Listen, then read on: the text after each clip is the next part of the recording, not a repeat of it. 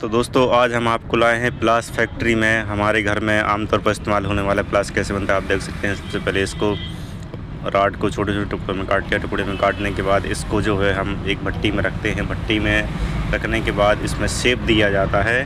जब ये गर्म हो जाता है तब शेप देने के बाद देखिए ये इसको पीटा जा रहा है। पहले मशीन में से निकाला, फिर पीट के इसको शेप दिया जा रहा है। और अब ये प्रेस मशीन में रख के इसके सांचे बनाए जा रहे हैं जो पकड़ने का काम करता है।